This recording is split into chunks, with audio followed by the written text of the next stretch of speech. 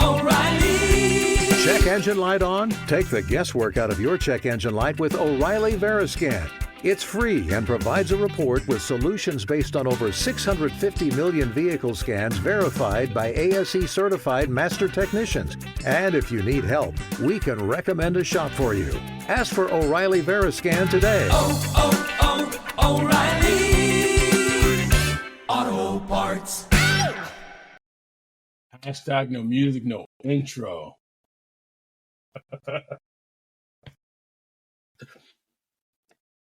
Ryan and I are recording this episode of the Saints Block Party podcast following just an epic Saints collapse.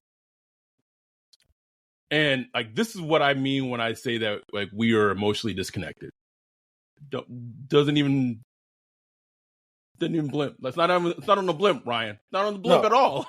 No. But let me walk you through this. No Aaron Jones. No Jair Alexander. No Christian Watson. The team is leading 17-0 at halftime. Picked off Jordan Love in the second half. And 18 unanswered points. 18. Groupie misses a 46-yard field goal. That would have given him the lead. And that was all she wrote. Saints fall to 2-1. And they could have gone up in the division in theory, as the Falcons are probably at this point have lost to the Lions.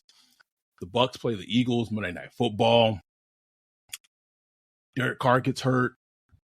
Shoulder, no one knows, but I don't want to speculate. We don't want to speculate, but I would assume a shoulder injury. Jameis Winston comes in, and I said it in our Zoom, bro. We'll get on the penalties later. That's a whole nother separate topic. When the Packers scored their first touchdown in the game, and they went for two, told me everything I needed to know, bro. Told me as a fan, that told me that Matt LaFleur had no faith in the Saints offense with Jameis Winston at the helm. And no fear. No fear, bro. None. No fear. He's like, I'm gambling. If I miss it, I miss it. If I get it, I get it. And I know that my offense will get the ball back. Sure enough. He was right. 100% right. We knew it as fans. Yeah. I mean, we hope different, but we knew it deep down. It's a bad loss. It's a bad loss, man. It's a bad loss because it's a game you should have won. You should have won that game. You should have walked out that game with a W. And you should have been 3-0 right now. It didn't matter how it looked, but you should have won that game. If you watched the first half of that game, Green Bay was reeling, bro. Jordan Love was looking lost. The coaching staff was looking lost. It was not looking good. It looked like two different tier of teams. Yep. After that first half, bro. We was on the Zoom, vibing, talking about colorism, joking. Right? Just chilling, you heard me? Man, come that second half. And, look, the story coming out of this game is going to be Carr's injury. Obviously. Right. He's the starter. He's the quarterback. But I just felt like maybe it probably would have been different if he played. I think so. Because we seen him come back in situations like this and make comeback plays, to seal a game, to seal wins, and I think he would have made those plays. But there were just so many problems in this second half, bro. It really, really just bugged me, man. And it's the defense. You can look at the defense and blame them because, if you look at the stat sheet, Green Bay had almost twice as many first downs that they had in the first half in the second half. They just got all the first downs in the second half. They were able to move down the field. And you can say, okay, that's the defense's fault, which is, I understand, but you got to look at the snaps. We knew we've seen this before when the defense constantly has to go back on the field, 3 and out on offense, 3 and out on offense, 3 and out on offense. It's not sustainable, bro. It's not sustainable, man. It's not not to mention they were playing so great. You had a rookie playing safety, you had a rookie playing slot corner and outside. Oh, are you talking about? Fun fact: I did not know that Isaac Yankum or Yadam was not like an undrafted free agent. Like he's been in the league for a while. Yeah, I had no clue. Yeah, no. Was he on the team last year? I think he was on the team last year. He was his first start. I forgot who put the stat out. I think it was John Hendricks. His first start was not first start. His last start was for the Ravens in 2020. Oh, and the crazy thing was, Alontae Taylor probably had his best game as a pro. You had Isaac Yankum, Paulson Adebo gets hurt, gets a hamstring injury leading up to this game, so he was out. You're starting Isaac Yankum on the outside. I can't name how many plays he had. Like, yes, I get it. He gave up a touchdown, but it kind of goes to what you were saying in that you can only ask your defense. And I don't want to make it sound like I'm like exalting the defense, because if you're elite defense, I'm sorry, you got to make the plays. You got to make the plays. Exactly. But that has to be understood. The number of snaps that they played, you can only ask for so much. You can only ask for them to hold up so much. And the fact that, like, before that drive to get in the field goal range, someone said it in the Zoom that the Saints offense had only had one first down since halftime. What? Crazy, bro. Crazy. It went like, here's the first down. Okay. Our second possession in the game, we had 4 first downs. 1 first down, 5 first downs. That is interception, first down, 2. And that, if you look at Green Bay, it's like first half, they were doing pretty much nothing. And then 4 first downs, 2 first downs, 4 first downs, 4 first downs. Come on, bro. I need to talk about these penalties. Can I talk about? Man. Listen, if you've listened to this podcast enough, I try not to be that fan that puts a game on, like Ryan. It's just not something we do, right? We don't try to put the blame on officials. Those 2 pass interference calls that led to the Green Bay Packers' first touchdown are I'm not gonna say the most atrocious, because we know what the most atrocious is. We've seen the most atrocious. We've seen it.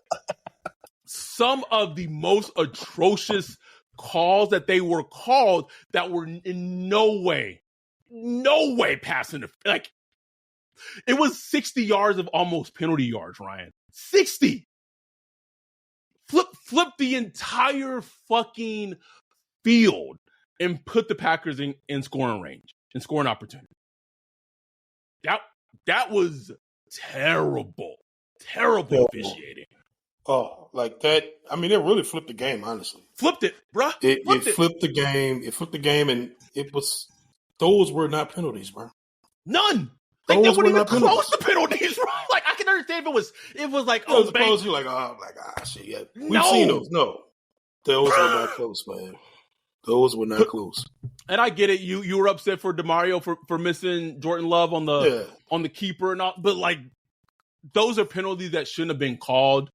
Right. And it's just what it is. If you're a football fan, at some point penalties are gonna fuck up your day as a fan. It's just gonna happen, bro. Right. It's gonna happen. Look, just to give the defense a little more, just to, I guess apologize for them a little bit. Like, bro, this is an offensive league, man. Like, it is. You can only hold offenses down too much. The rules are tilted in the favor of offense. The refs are tilted in the favor of offense. So it's like, if you just keep taking stabs at the defense, you're going to get through eventually. It's going to break. It is going to break, man. And with the way the offense is performing, even with Carr, they have to play fucking perfect, bro. Come on, man. They have to be perfect on every series. Talk about it. They gave up 18 points in this game. And, and most of the points came late. And you should win that game. Like with most NFL offenses, you should win that game, bro. You win it, bro. And look, with Jameis, look, bro. I know he has a lot of people that love him, and I can't figure it out with him. And it wasn't all on him because, I felt like the play calling was erratic. I felt like Pete Carmichael could have helped Jameis a lot. When you throw him in like that. You could add in some Taysom.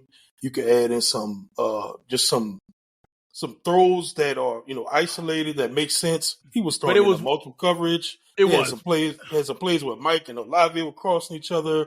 He kept going to Mike Thomas, which is like fine, but it was like, where's everybody else at? The running game was solid. It was okay. It was okay. But when they needed to really get yards in the run game, they really couldn't. It just was bad, man. It was bad. Listen, it's a bad loss. But I mean, we've been here before, right? Like the Saints have it in them that they're going to lose a game that they're not supposed to lose every season. Last year was the Tampa Bay game.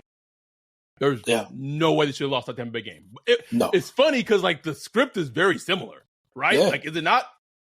It really is. Very similar. Defense plays their fucking asses off most of the game. All they asking is like I said a couple episodes ago, can offense meet? And I get it. Derek Carr got hurt, and I know a lot of people are gonna, talk about like the touchdown that he missed where he throws to Olave in the end zone. Olave doesn't catch it, and I believe Mike Thomas or someone else was open on that read. I get it. And if Olave would have caught it, it wouldn't have been a touchdown because his feet wasn't down. But and I'm not absolving Derek Carr, right? Some of the issues still with this team, especially offensively, is the offensive line. Ryan Ramczyk had a terrible game. Eric McCoy, a bad game. Andres Pete goes in for a concussed Cesar Ruiz, and it feels like the running game improved a bit. On one of those final drives, they were trying to put Taysom in the game. Taysom had a run. That was a first down. Gets called back from a hold. Trevor Penning. There's a lot. Like, if you have... Penny had a couple bad penalties in this game. Bad penalties. If he had a false start. If you've invested this much draft capital in the offensive line, and I get it, Pete technically was a starter, but he was still a first-round pick at some point in his career. Yeah. Pro Bowl, and Pete didn't have a bad game, bro. Like the run game improved when he came in the game. Like, it really did, man. Truth be told, the offensive line is a problem. I know they brought back Doug Marrone. I ain't seen it, bruh. I'm not seeing it at all, bro. I ain't seen it, bruh. Come on. I'm not seeing it at all. I'm not seeing it develop. Like, we talk about Penning. Yeah, we can give them all the excuses, but is the development there? Ruiz did improve under Doug Marrone. Bruh, Ruiz got paid and said, thank y'all for coming. Thank y'all for coming. Good night. Have a good night. I don't know. And it's the whole protection scheme, though, right? Like, it's not even just like each player performing because, offensive line has to perform as a unit. It's a unit, right? Yeah. And I'm just not seeing it. Like, I watched some NFL teams, and it's like there was a moment where there was a slide protection, and I believe it was Hurst that was supposed to come over and pick up the rusher or the blitzer or something, and it was just, they didn't know what was going on, and Derek Carr got hit. There was another play with who did they bring in? They brought in like a sixth lineman. Oh, they had so before Reese got hurt, they was bringing in Pete on some drives, and then later in the game they started bringing in Landon Young. Yeah, right. And they put him on their best rusher. Why is Landon Young blocking Rashad fucking Gary? Someone answer. Pete, DA. I'm looking at y'all because if you go, who did the Giants did the exact same shit? Although it was a tight end against fucking Nick Bosa on Thursday Night Football. Yeah, sure did. Offensive coordinators, stop putting fucking tight ends and backup fucking tackles on the opposing defense's best fucking pass rushers. I don't get it. Please. Sean Payton used to do it.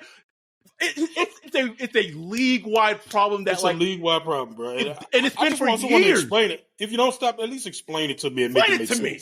Like please make me understand. like I'm a fifth grader.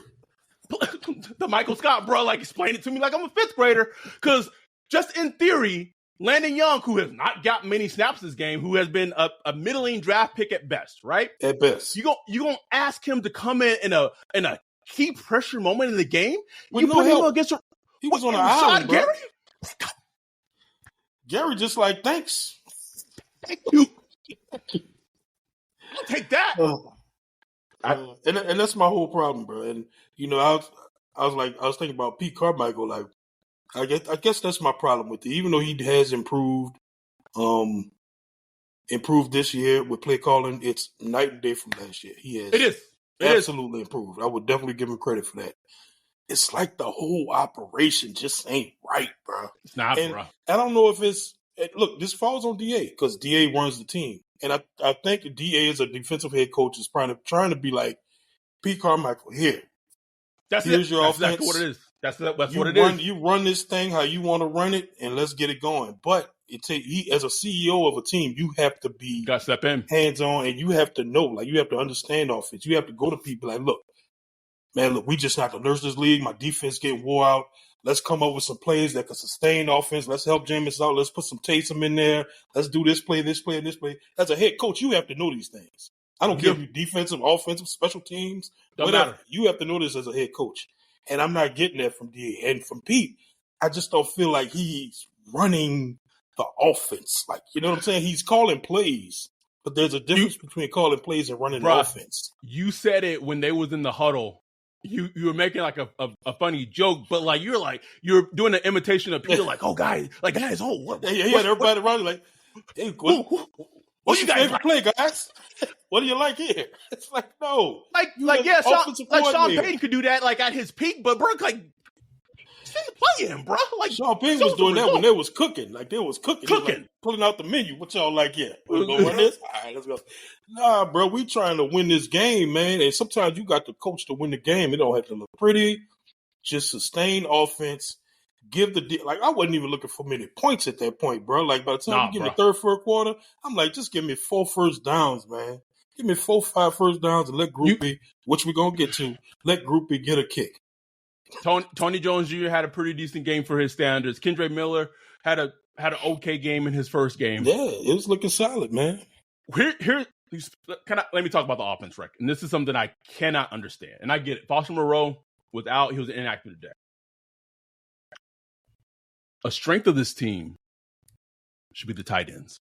Juwan Johnson, Jimmy Graham. They finally used Jimmy Graham in the red zone. Oh, shocking. Touchdown. Okay. Why is this team, especially for a team that struggles at pass blocking, why is this team offensively not attacking defenses in the middle of the field with their tight ends? Ryan, I cannot understand it. Bro, I'm going to hit up some of these Saints beat reporters to get them to ask this, bro, because I've seen like the next gen, targets and all that stuff in the middle of the field is just not being used. Not utilized. And you got Jameis Winston. You got Juwan Johnson. You got Mike Thomas. You got Jimmy Graham. The Saints offense have historically attacked that middle of the field, bro. Come on, man. So I don't know. I don't understand it, bro. Like I need, like you said, I need someone to explain it to me like a fifth grader. And you said in the pod, someone said this in the pod, bro. AK coming back, and he thought he was coming back with Derek Carr. He like, oh, here we go again, bro. Because we know James ain't gonna get no looks in the flats, bro. No looks. I'm gonna go over here, bro. Oh man, we was hoping for all the talk has been like AK finally gets a little quarterback like Carr that's gonna target him and all that stuff.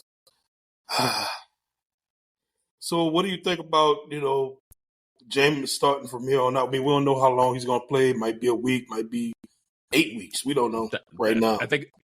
I would just say I think it's gonna be more than a week. That's all I'll say. Oh, it'll be more than a week.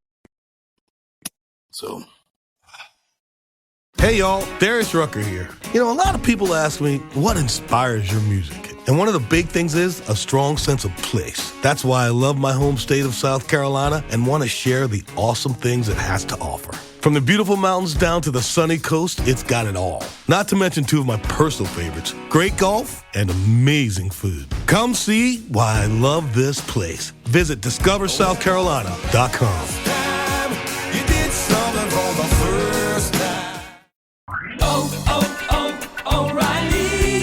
Check engine light on? Take the guesswork out of your check engine light with O'Reilly Veriscan. It's free and provides a report with solutions based on over 650 million vehicle scans verified by ASE certified master technicians. And if you need help, we can recommend a shop for you. Ask for O'Reilly Veriscan today. O'Reilly Auto Parts. I mean, we've experienced the Jameis experience before. I think the thing that concerns me as a fan, not concerns, right? But I'm worried about,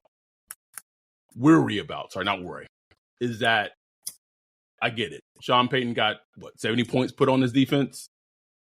The Broncos 60, 70, like some insane number today. Right. And this is not a Sean Payton bash podcast. I know Saints fans love to do it, whatever. But one thing that he was very good at in his last couple of years with the Saints is he knew how to manage Jameis. And he knew how to manage him very well. Right. Oh, yeah. He's no longer at the helm. And so do I think this team can win with Jameis starting 3, 4, whatever games in the defense if they're not put in fucking bad positions and the number of snaps that they have to play can continue to win? I do, but you have to be very selective of how you are doing that offensively. And like you said it, Pete Carmichael has made improvements. There's motion, there's things like that, but I think you said the best. It doesn't feel like a cohesive offense. It feels like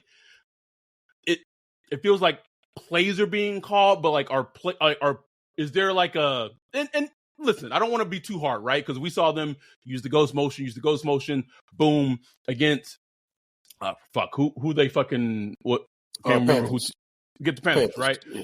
No, it wasn't the Panthers they got the first down against. It was not that team. It was the team before that thing with the team that opened against. Titans, right? Ghost motion, use it, boom. Jamal Williams get the first down in the game. Right. So I don't want to be too hard on them saying there's not a rhyme or reason of what they do, but it still feels very this is an offense I feel like we would see in training camp, but it's carried over into the regular season, right? Right. Rashid Shaheed had an amazing punt return touchdown, bro. Amazing, bro. But this is why Ryan and I have been preaching this for 3+ years. You gotta disconnect, bro. Because if you connect it and you emotionally involved and you lose the game like this, bro, this, I remember how it used to feel. This shit hurts. How these niggas fucking do it's, bro, par for the course. Shaheed had 2 targets. Come on, bro. No catches. Oh, Jimmy Graham had the 1 target, for a touchdown. Tony Jones had 4 targets. How many? Jawan got a couple. Had 4. Kendra Miller got 1 target. Olavi got 11 targets. He got the bulk of the targets. It's everything's so disjointed, man.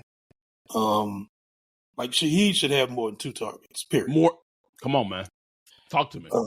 Can we? And I know I'm not saying this is going to be an end all. I'm not saying this is going to fix shit or anything like this. Can we just activate A.T. Perry for a game and just deactivate Keith Kirkwood? Something, bro. Just try it out. Just try it out, bro. And yeah, but I mean, back to what you was talking about, the offensive line, man. I don't know where the answer is, bro.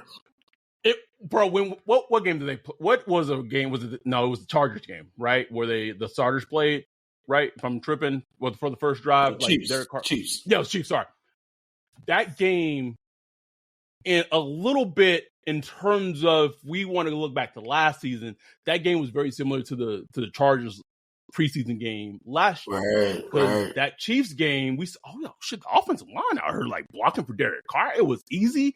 It kind of gave this false impression of how the offensive line was going to potentially be. I'm not saying it will be like that all season, but potentially be most of the season. It has not been that at all. With the starters, right? Because the whole thing was like, just get them healthy. Just get a healthy offensive line. And they were healthy for the most part until today. But you got Pete in there. Like, it's not like, he's a slouch. So it's like, and it just hadn't looked good, man, especially in press protection. And even run game, bro. Like, they looked fine today, but nobody averaged over 4 yards per carry. I feel like Eric McCoy, like, kind of going on the radar, bro. He's under the radar, a great season, bro. He's paid. I agree, bro. Paid. And he has not had a great season. The Saints lost today, so we can't even talk about the Big Creek extension that he got yesterday, 2 days. I don't even know. Yeah, and played fine today too.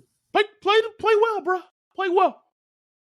And it's just this loss is so disappointing because your young guys stepped up so much in this game, bro. Like you talked about, Alante Taylor, Yankum. You can't play a better game as a corner than Alante did. You can't, man. You cannot do it. They kept testing him. He had tackles for loss. He was, and just even like Isaac Yankum. I call him Kane because if you're a wrestling fan, then you get the reference. But he's throwing out there. He was like, even his coverage. I was like, damn, Joe Woods out there coaching. Like, say what you want to say about Doug Marrone. Joe Woods coaching, bro. Coaching. Bro. Like, you could see it. You know what I'm saying? It is tangibly seen. You cannot deny it. But as much as we want to get on the defense, and I don't even want to get on too much, I understand it. And we got to talk about Groupie, bro. Like, he has not had any pressure kicks. Oh, take that back. He had a 50-yarder in the first game, but the game wasn't so much on the line. And 46 yards. The game was on the line for this one. This was you kick it, you win it. Here's something I'd ask you though. Right, I get it. They wanted to get closer. If you think about the play before that kick, it was a pass to Michael Thomas, but it was to the left side of the field, left hash. Right, he kicks it. It pushes right. He's overcompensating to try to get it down the middle. To me, and I gotta watch it. I'm not an OC, but it just feels like for whatever reason, this current variation of the Saints offense just does not attack the middle of the field. To be fair, that is not Jameis's thing. Jameis is going outside, deep, like that's just Jameis. Right? But even with Carr, before the Carr injury, Carr hadn't been talking in the middle of the field. No. And it's like you got the weapons to do so. And again, I'm not like, look, it's a 46-yard field goal. You got to hit that. Got to hit that, bro. You got to hit it. They kept you over, Will Lutz for that reason. A long-time veteran for that exact reason to make that kick, and then make it. It's disappointing, bro. Like for me, that's really disappointing for Groupie, and we'll see how he takes it because you know that confidence, bro. The kickers, bro, they get in their head, they can go downhill the rest of the season. Real quick, real fast. Ain't no more good kickers out there, so you got to make it work. I felt like this was a game, if he would have hit that, because of like, and this is the thing that was very like the trend of this game, the defense was not getting a break, bro. Like it was like, get off the field, get back on the field, get off the field, get off. Because the offense had sustained a little bit of a drive and gave them a little break, I was confident if Groupie hit that, like I was confident that the defense was going to seal the win. I was. Me too. I was. Me too. Yeah. But absolutely, especially with how shaky Love had looked up until that point. Because I don't know. I would have to go back and look, but I don't know if they started playing a lot of more shell coverage, a lot of quarters, like in the fourth quarter or whatever. Because it just seemed like things just started getting completed easy. And prior to that, boy, everything was getting challenged. Hard. Everything. It was hard for them to move the ball. And I just don't know what happened after that. Bro. Did we not see it against the Panthers recently, though? We sure did, and gave up a touchdown due to it. So I don't know if that's a play calling thing. I don't know. I don't know what it was. They had the refs pretty much give them. Oh my God! 80 free yards. Just like what the insane, Ryan. Insane, man. Abysmal. And like if you're listening to this, like Ryan and I we're not the type to just put a loss on the officials. And to be fair, like the Saints had opportunities where they could have won this game still. Period. Right? Yeah. Even with the refs. But those two calls that shouldn't have been called were just dreadful. Like dreadful.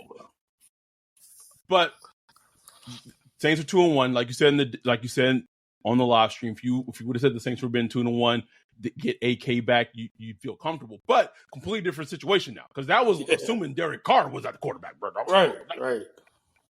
Hello, darkness, my old friend. We back, baby. I said it a couple of podcasts ago on this podcast, man. It is hard to win a championship for these reasons. So many things for a team has to go right. Yeah, like has to go right. Injury luck, like it's ball bounces the right way, the wrong way for the other team. Like so many fucking things has to go right. And foot inbound, foot outbounds. That close, bro. And look, man, you asked me, Santonio Holmes still didn't get his 2 feet down, bro. I will argue that to my bro. He didn't get him down, Ryan. He didn't. He was levitating, baby. Look. Sorry, man. Go ahead. I think I lost my thought. Damn, it's gone. Well, but I will say this was the perfect game to wear this shirt, bro. Yes, sir, bro. Always some shit. Never known, bro. The Carr injury. Well, go ahead. I mean, I don't know. I would have to go back and look because he held on to the ball. He did. Like, he held on to the ball way too fucking long. Like, throw it away. Something, bro. Something. Although, that should have been rough in the past for the way he was driven into the ground. Absolutely, bro. Right. Absolutely. How many times we've seen that? See, bam. Just like, ooh. And also, it was only a matter of time. I mean, he had 8 sacks up to this point. You're right. This game. So to me, I was like, he is going to get hurt. You can't. To that point, I'll say you can't weight every sack the same. Some of those sacks were on the offensive line because it was bad blocking or bad not picking up the stunts. Some of that one's was that was a Jameis Winston type of sack. Exactly, I agree. I completely agree. I'm just saying it all compiles together. Yes, for sure. It all stacks up and stacks up and stacks up, and it's all. You got a lot to fix, bro. Offensively, like last week. I was arguing with people just saying man, this shit's going to get better. And I still kind of felt like that. But now with Carr hurt, and there's just going to be a lot of moving parts. I don't know, man. It's going to take the defense to lead this team all the way through, bro. And I don't know if they can sustain it that long. They're a great defense. Ben Johnson me up, bro. Ben Johnson me up. Please. Why everybody else offense looks so easy, bro? I be looking at red zone. I'm like, man, he just scoring, bro. Just look nice. Jared Goff just running in for a touchdown. I'm like, what? Why can't we do that? And this, I don't want to make this like a Sam Laporte, like a Foskey thing, because Foskey had some good snaps in this game, but the Saints really wanted to draft Sam Laporte in the second round this past draft, bro. But I don't even know what that means because if you're not going to attack the middle of the field, would he even be utilized in this offense, bro? I don't know. I don't know. You got Jimmy Graham, and besides some little red zone, he looked like a player in the preseason. Had some training camp practices where he was dominant. Why is he not in the passing game more? And the red zone thing is going to be a thing. It's going to be a thing until they figure it out, bro, because I'm just not seeing. They keep having these plays, even the one where, Carr rolled out to his right and threw it to – it's I don't – sometimes you have to do that in the red zone, but it wasn't a great play call right there, bro. Right. I'm like that's like a 2-point conversion play. It wasn't – I don't know, man. I mean, we saw that play, the 2-point conversion Green Bay did. It's wide open player. It's why can't we figure out some things in the red zone just to give us some easy ones or something, man? I don't know, man. A layup.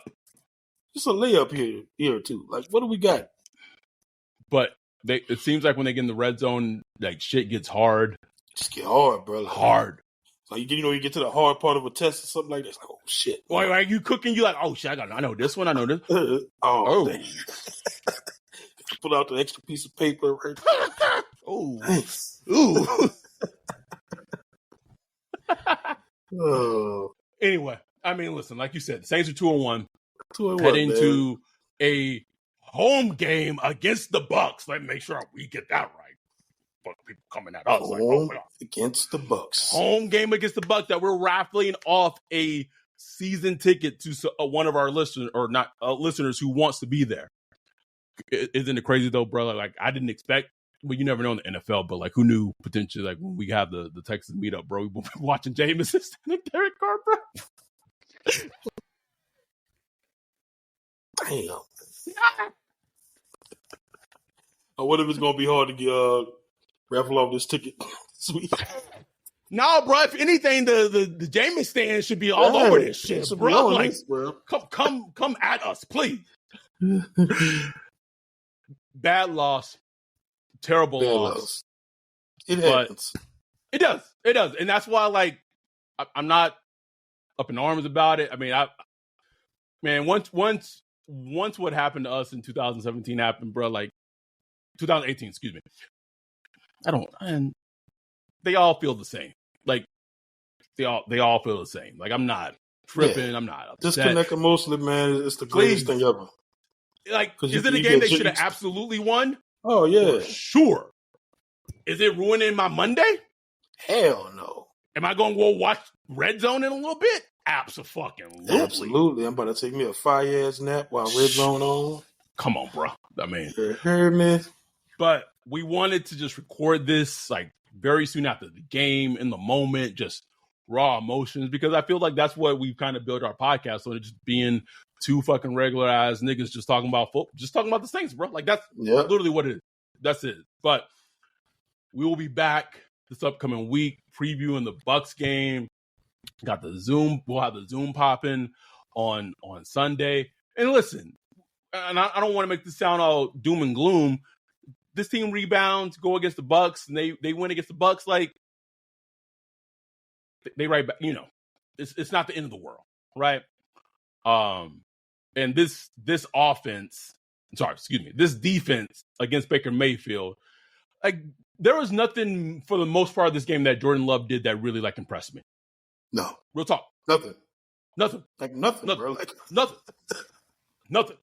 That's no shit. That's no hate, no shade, or nothing. Like I just Like yes, they won the game, but like I didn't leave this game thinking, like, oh my god, Jordan Love just a gunslinger out. And it annoyed me very much. Like towards the end of the game, he just pumping his chest. Oh, bro. I'm like, this. Like, come on, bro. As Sherm would say, this light skinned nigga right here just get all the credit, bro. Nigga, don't get Sherm started on this. Please don't get it. Anyway, thank y'all for fucking just riding with us and just listening, watching on live streams. You watching this on YouTube, I should have said this at the beginning. Please like, subscribe. We're trying to get our subscribers up to 1,800. I think we're like 743, like close. The Saints are going to lose at some point. It is very Saints-like that for them to lose at some point in this fashion. Yeah. Like it couldn't be like we couldn't go to Green Bay and get blown out. Like it had to be. It had to be like this. Had to be, bro. Because it's just what it is. Go ahead. Sorry. I just want to throw a shout out to my boy Bayou Pun. Please. Wireless headphones. Thank you, bro. That's all I'm saying. Bayou. Much love for all the support that you've given to Ryan and I. Just much love to everyone. Like if you're Patreon, all the love you've given us. If you're not a non-Patreon, but you listen, you're like a religious listener and you support, you retweet, you repost on TikTok, whatever it is. Thank y'all for the support, because without the support, we wouldn't be here. Y'all make it easy for us to do this. It's easy to talk about the Saints. Like it's easy, but y'all make it incredibly easy. We thank y'all. We love y'all. And listen, we here all season. Ain't going nowhere. So we will be back this upcoming week, preview this Bucks game, another huge divisional game, see if the Saints can fucking just wipe this one off, get off the mat, go out and at home and do something. It's James Winston time. God's plan. We'll see what happens. See what happens. But we'll be back this upcoming week. Thank y'all for listening, watching, whatever it is. With that, we're out. Peace.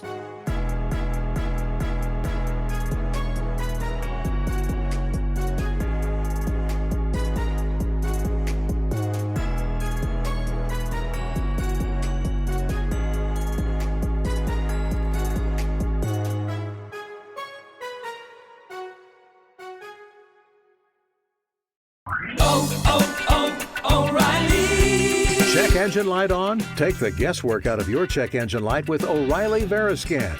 It's free and provides a report with solutions based on over 650 million vehicle scans verified by ASE certified master technicians. And if you need help, we can recommend a shop for you. Ask for O'Reilly Veriscan today. O'Reilly Auto Parts.